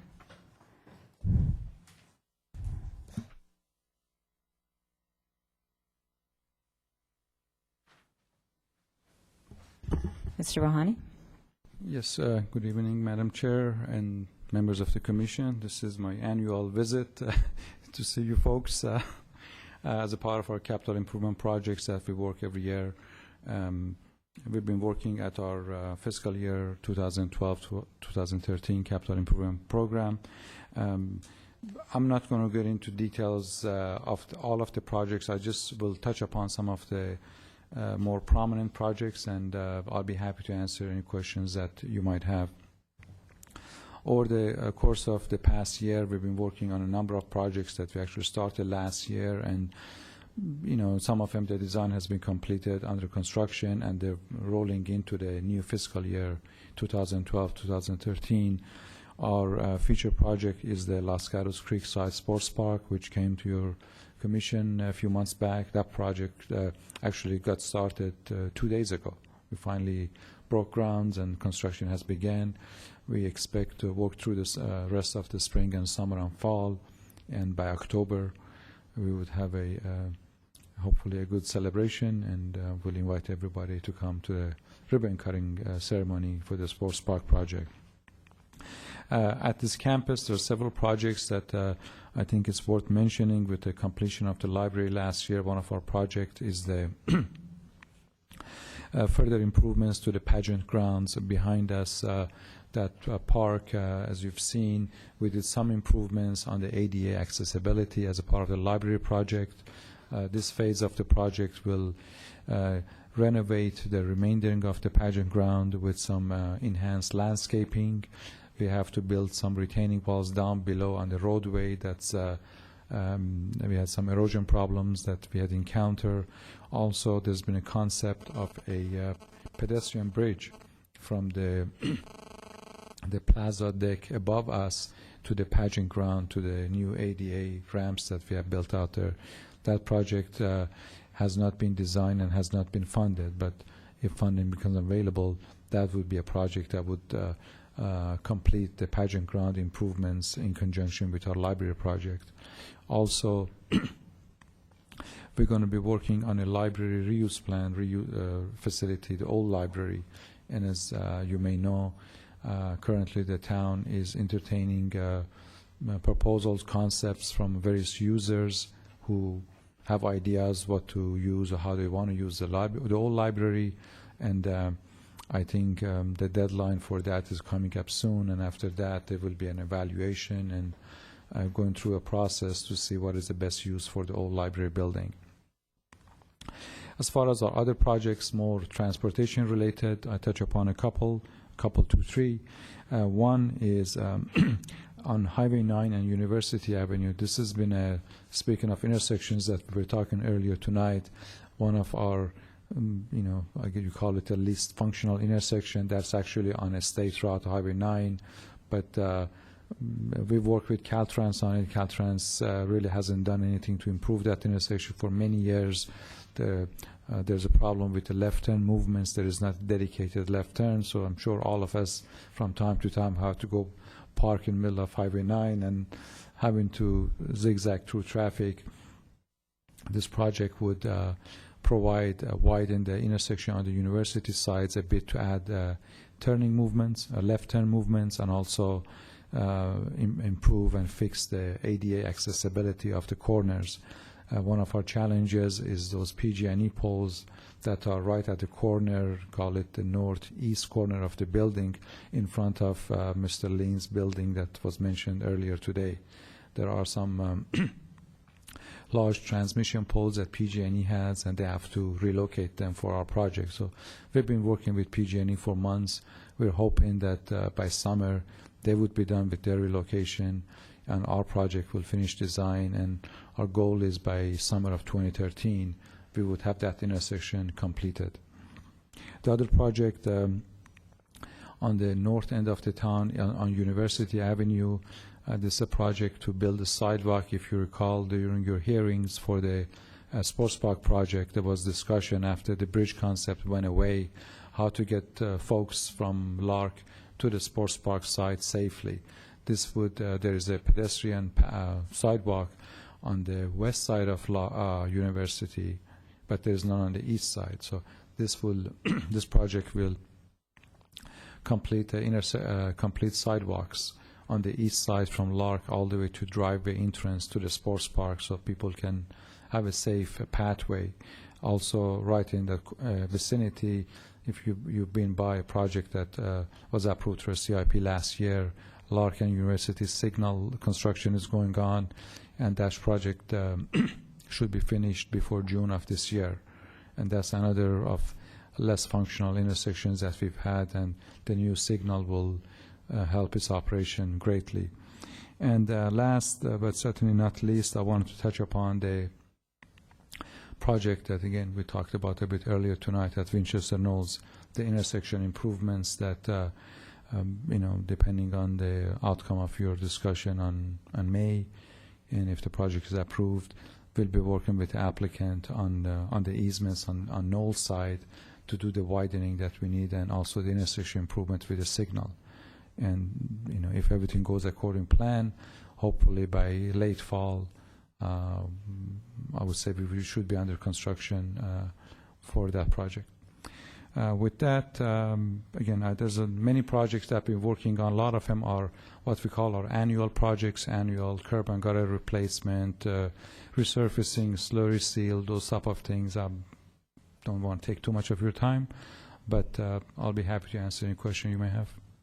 Thank you, Mr. Rouhani. Are there any specific questions about any particular items? Commissioner Smith. Mr. Rouhani, I just want to ask about the sports park, because when I drove by today, it looked like the neighboring commercial business has put up a fence. It's not a fence down the whole driveway, but I don't recall it being there before, so I wasn't sure if the neighboring business put it up or we put it up as part of our improvements, and I don't remember seeing it. So you know what I'm talking about, yeah. The driveway going down the stores. If you look to the left, there is it's kind of a waist-high now fence where the parking lot is for that other business. I was there today, so I'm trying to recollect. So that's why I saw it myself, and I thought, was that there before? Because we had talked about what you're talking about with the improvements that we continue to do. Oh, okay. I think I know what you're talking about. So when you from university turn into the sports park past the extra space going downhill, this fence is to the left-hand side. Correct. It's actually not, I suppose you could call it a fence, but it's a piece of railing because railing, that's a better right, word for it. Right. They have a retaining wall, and on it drops off like 3-4 feet on the back side of it. So the building department, when they got their permits, they had to put a railing for just safety. But no, it's not a fence. It doesn't go all the way down. Correct, it does not. Right. And that's why I was thinking about our conversation about this whole project and the safety of the kids coming down off that berm, and then I saw that railing, and I was thinking, is that really what we had decided? No. This has nothing to do with that. We have, as a part of another town project earlier this year, we built a sidewalk right from our property line where the sports park began, coming along the driveway, and it just ends right before you get to University Avenue.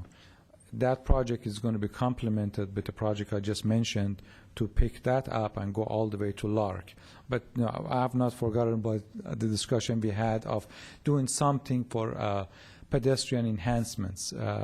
But that would be along that sidewalk. And really, we have not really pursued it, but that's not, we will come up with something. All right. And then if I could ask a general question, and because I'm fairly new to the commission, so I missed your report last year, but I don't see in here any, and maybe that it's not the purview of the CIP, but there are many crosswalks that I'm now really aware of that could use those little lights and some kind of a more awareness to the motorists. And one of them actually is in front of this building where Church Street comes out.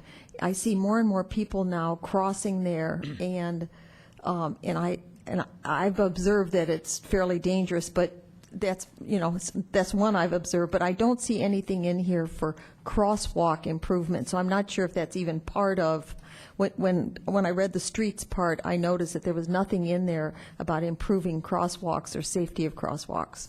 Right, correct. There is not a specific project, like you mentioned, for under the heading of crosswalk for various aspects. However, when we do various improvement projects, like the project we're working on right now on Blossom Hill Road, from Blossom Hill Park all the way to Camino del Cerro, past the parks, it's under construction.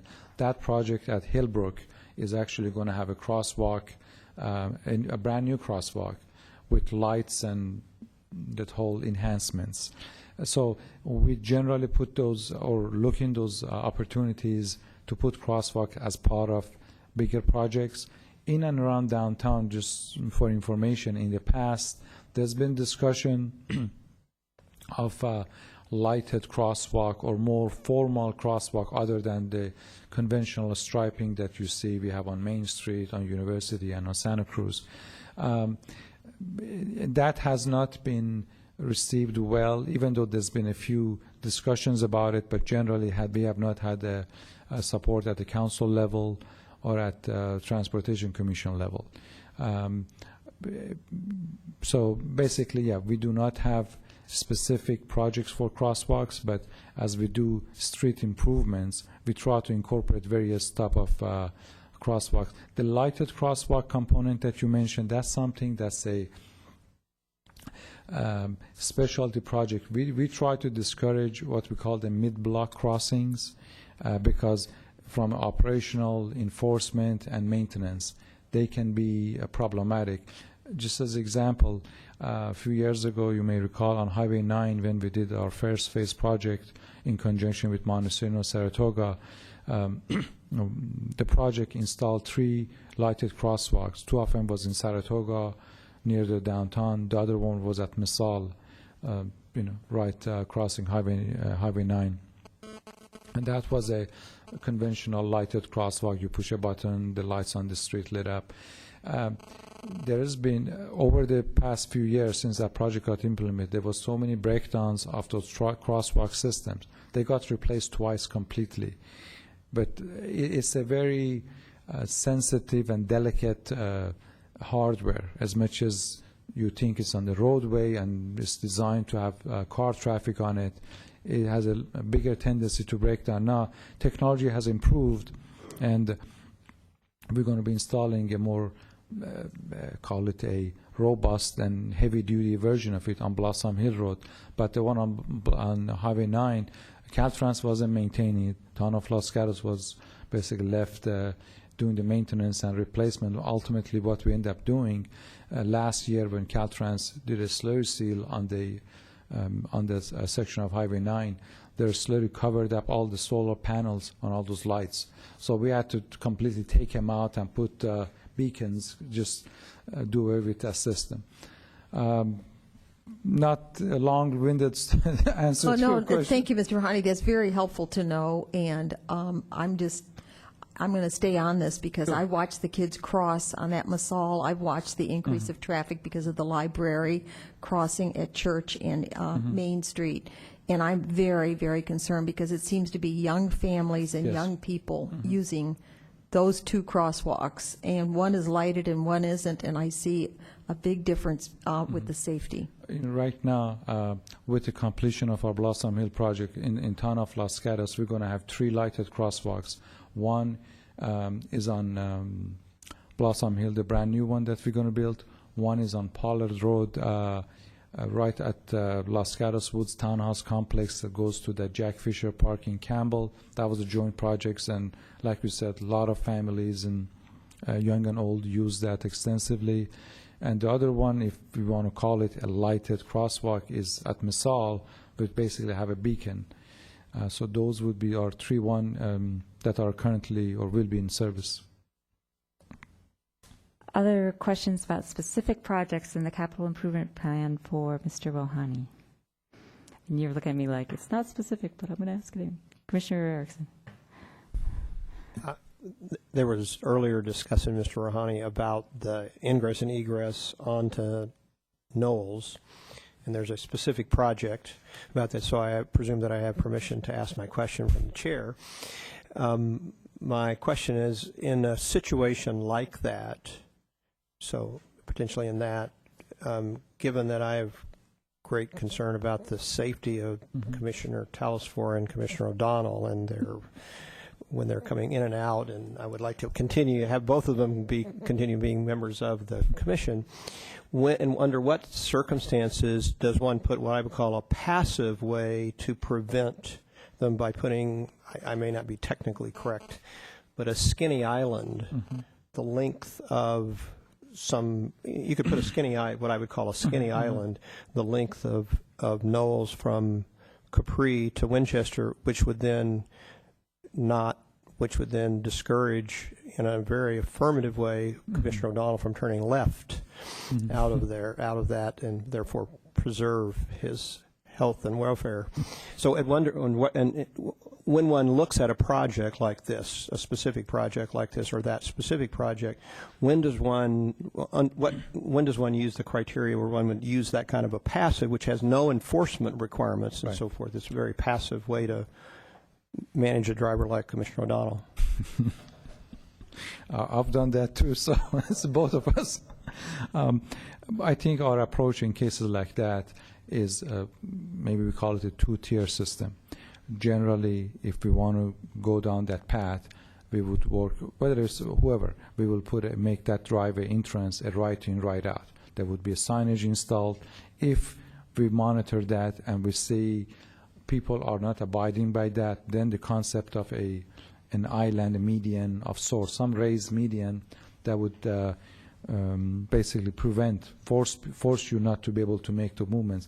We have not a full-fledged median like what you mentioned, but on Santa Cruz near Walgreen and by Chase, those raised, essentially used for the same purpose.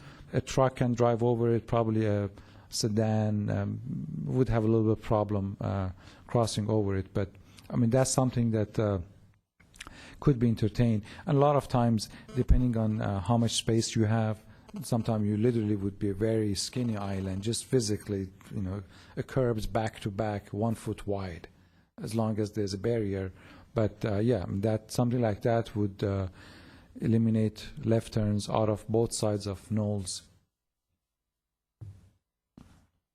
Other questions about the capital improvement plan? Commissioner Talsfor. Thank you. Mine is a little more general, but it really has to do with how often. I have two questions. One leads to another, so I'll ask them both. So just because I know that this is a tool that's really valuable to the town, et cetera, et cetera. How often between 2012 and 17 is the CIP improvement in the plan, reviewed and perhaps augmented or changed, or is it? I don't know. And the reason I'm asking that is because we've approved some new projects along the boulevard. And if I recall, there were going to be some changes with the Honda development that's going in, and I didn't see that in this report. So my question to, and then there'd be, some other ones down the boulevard. So from a budget standpoint, how is money set aside for that, or is it set aside for that, or how do you plan for that? Certainly. Answer your first question. Our CIP programs, our projects and budgets are evaluated on a yearly basis. So even though I'm presenting you the 2012, 2013 series of projects that are funded, will be funded by the council, but we look long range into 2017. Now next year, things can change. Between now and next year, who knows, many things can happen. Projects may come online, may go offline, so it is a living document. We do not, other than the first year basically, which is funded, the rest of it more is like a planning tool, long range. So that, again, next year, basically throughout the year, again, many conditions change, so we adapt and go with that. From a perspective of private development project that you mentioned, Alejandra, when projects, private projects basically that your commission approves and they go through process and ultimately gets to the construction phase, each of them, they have to do certain things. For instance, Honda has to do some off-site improvements. You might have seen some of the work that they've done on Mitchell, a bunch of sidewalks they had to build as a part of the project. You approved there is median improvements on Las Caras Boulevard. All of that is going to be done by the developer. They bring plans to us, review, we go through a check process, but because it's not a town-funded projects, you don't see it in your CIP documents. But I have seen, actually, they have their plans for review for their median island improvements in front of their site on Boulevard. But those are done, we review them, but you don't see them here because it's done as a part of their development. That answer your question? Yes. Other questions? Okay, thank you, Mr. Rouhani. don't know if I need to close the public portion of the hearing since we don't have somebody here to talk. Do I? I will. Okay. So there's seeing no one in the audience. I'm going to assume nobody wants to talk to us and close the public hearing. Reminding the commissioners that the scope of our review is to determine whether the capital improvement plan that's been presented to us is consistent with the general plan and the hillside specific plan, and it's a recommendation to the town council. Is there a motion? Commissioner Erickson.